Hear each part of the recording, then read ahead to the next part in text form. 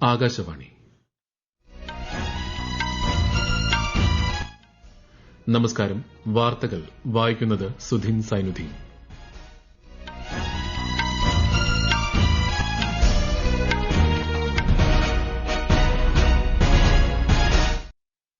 പ്രധാന വാർത്തകൾ. പാർലമെന്റിൽ ഇന്നും പ്രതിഷേധം തുടർന്ന് പ്രതിപക്ഷം. ഇരുസഭകളും 2 മണിവരെ നിർത്തിവച്ചു.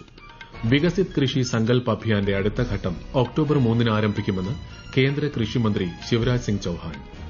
അതിർത്തി വിഷയവുമായി ബന്ധപ്പെട്ട ഇന്ത്യ ചൈന പ്രതിനിധിതല ചർച്ചകൾ ന്യൂഡൽഹിയിൽ പുരോഗമിക്കുന്നു.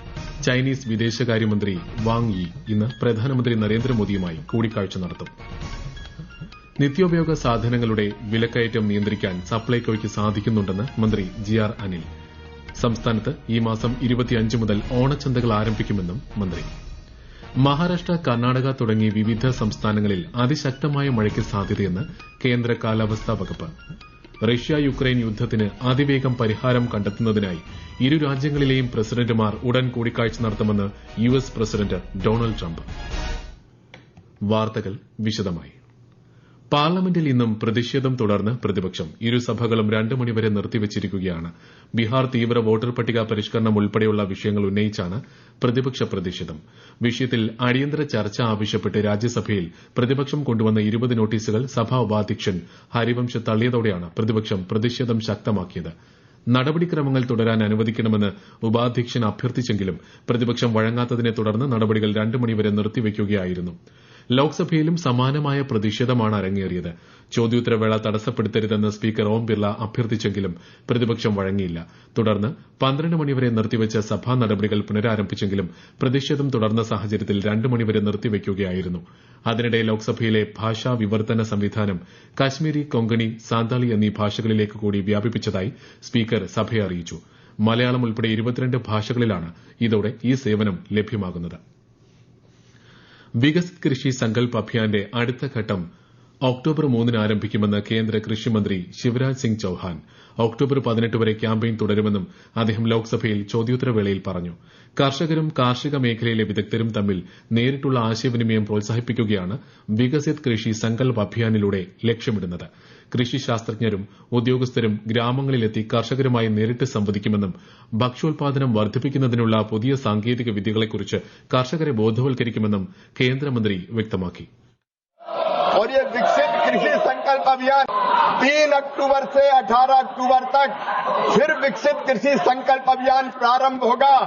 हमारे हजारों वैज्ञानिक, एग्रीकल्चर डिपार्टमेंट के कर्मचारी, अधिकारी, हमारे प्रगतिशील किसान और खुद कृषि मंत्रीगण फिर किसानों के बीच जाएंगे.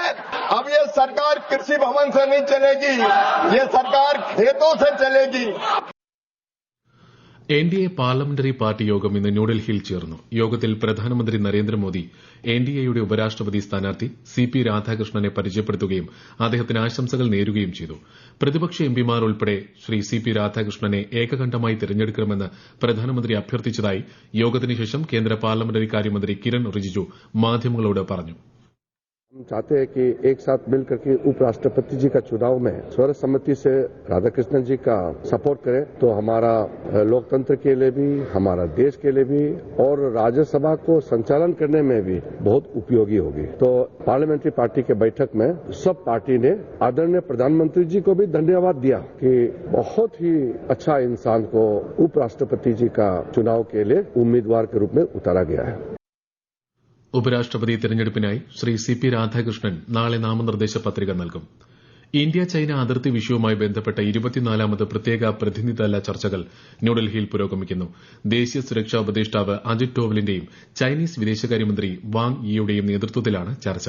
അതിർത്തിയിലെ തൽസ്ഥിതി, ഇരു രാജ്യങ്ങൾക്കുമിടയിലെ വ്യാപാരം, വിമാന സർവീസുകളുടെ പുനരാരംഭിക്കൽ എന്നിവ യോഗം ചർച്ച ചെയ്യും.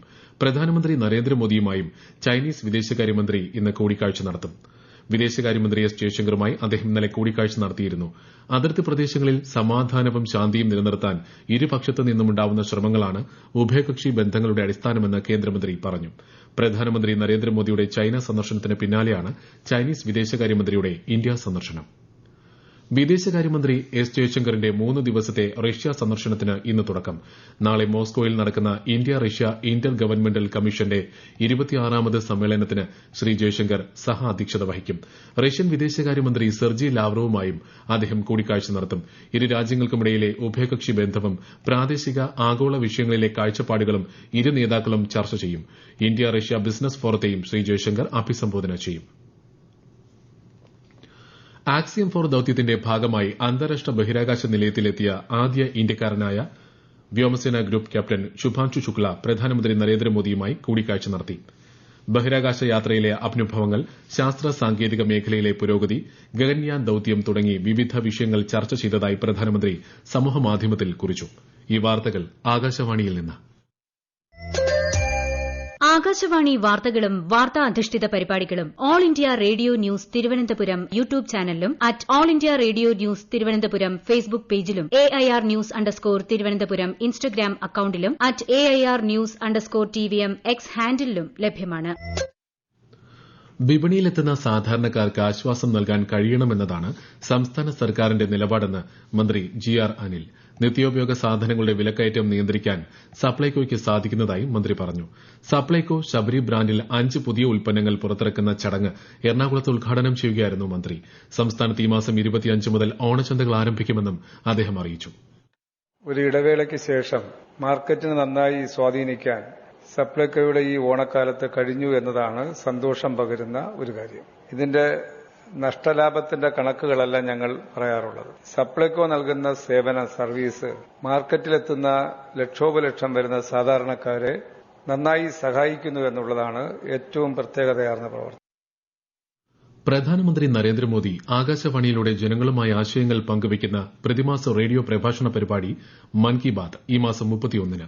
പരിപാടിയുടെ 125ാം പതിപ്പാണിത്. പരിപാടിയിലേക്കുള്ള ആശയങ്ങളും അഭിപ്രായങ്ങളും 1800117800 എന്ന toll free നമ്പറിലൂടെയും Narendra Modi app, my G O V open forum എന്നിവയിലൂടെയും ഈ മാസം 29 വരെ പങ്കുവയ്ക്കാം. ബീഹാറിൽ മുതിർന്ന കോൺഗ്രസ് നേതാവ് രാഹുൽ ഗാന്ധിയുടെ നേതൃത്വത്തിൽ നടക്കുന്ന വോട്ടർ അധികാർ യാത്രയ്ക്ക് നേരെ ഹിസുവയിൽ BJP പ്രതിഷേധം. തീവ്ര വോട്ടർ പട്ടിക പരിഷ്കരണത്തിനെതിരായ പ്രതിഷേധ യാത്രയുടെ 3ാം ദിനമാണിത്. ജമ്മു കാശ്മീരിൽ ശക്തമായ മഴ വരും ദിവസങ്ങളിലും തുടരുമെന്ന മുന്നറിയിപ്പിന്റെ അടിസ്ഥാനത്തിൽ ജാഗ്രത കർശനമാക്കി. ജമ്മു ഡിവിഷനിലെ സ്കൂളുകൾക്ക് ഇന്നും അവധി നൽകിയിട്ടുണ്ട്. ജമ്മു, റിയാസി, ഉധംപൂർ, രജൌരി, പൂഞ്ച്, സാംബ, കത്വ ജില്ലകളിൽ ഇന്ന് കനത്ത മഴ അനുഭവപ്പെടുമെന്നാണ് കാലാവസ്ഥാ പ്രവചനം. മഹാരാഷ്ട്രയുടെ വിവിധ മേഖലകളിലും മഴ ശക്തമായി തുടരുകയാണ്.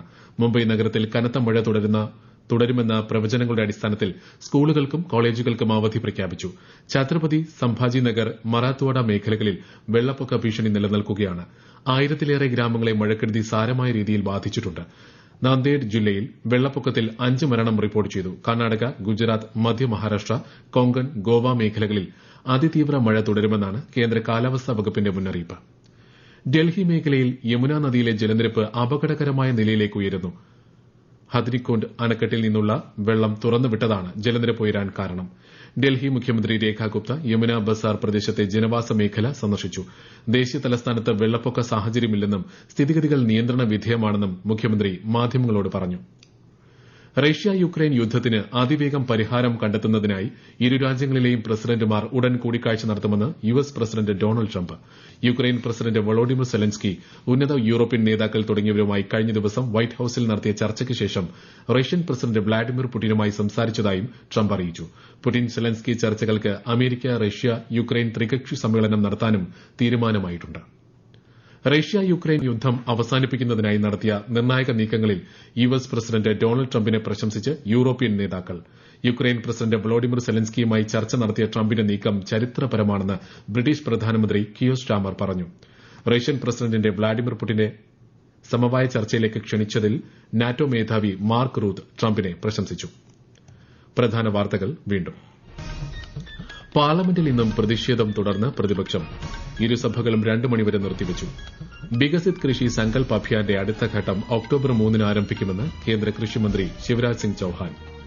അതിർത്തി വിഷയവുമായി ബന്ധപ്പെട്ട ഇന്ത്യ ചൈന പ്രതിനിധിതല ചർച്ചകൾ ന്യൂഡൽഹിയിൽ പുരോഗമിക്കുന്നു. ചൈനീസ് വിദേശകാര്യമന്ത്രി വാങ് യി ഇന്ന് പ്രധാനമന്ത്രി നരേന്ദ്രമോദിയുമായി കൂടിക്കാഴ്ച നടത്തും. നിത്യോപയോഗ സാധനങ്ങളുടെ വിലക്കയറ്റം നിയന്ത്രിക്കാൻ സപ്ലൈകോയ്ക്ക് സാധിക്കുന്നുണ്ടെന്ന് മന്ത്രി GR അനിൽ. സംസ്ഥാനത്ത് ഈ മാസം 25 മുതൽ ഓണച്ചന്തകൾ ആരംഭിക്കുമെന്നും മന്ത്രി. മഹാരാഷ്ട്ര കർണാടക തുടങ്ങിയ വിവിധ സംസ്ഥാനങ്ങളിൽ അതിശക്തമായ മഴയ്ക്ക് സാധ്യതയെന്ന് കേന്ദ്ര കാലാവസ്ഥാ വകുപ്പ്. റഷ്യ യുക്രൈൻ യുദ്ധത്തിന് അതിവേഗം പരിഹാരം കണ്ടെത്തുന്നതിനായി ഇരു രാജ്യങ്ങളിലെയും പ്രസിഡന്റുമാർ ഉടൻ കൂടിക്കാഴ്ച നടത്തുമെന്ന് യുഎസ് പ്രസിഡന്റ് ഡൊണാൾഡ് ട്രംപ്. വാർത്തകൾ കഴിഞ്ഞു. അടുത്ത വാർത്താ പ്രക്ഷേപണം വൈകിട്ട് 6:30.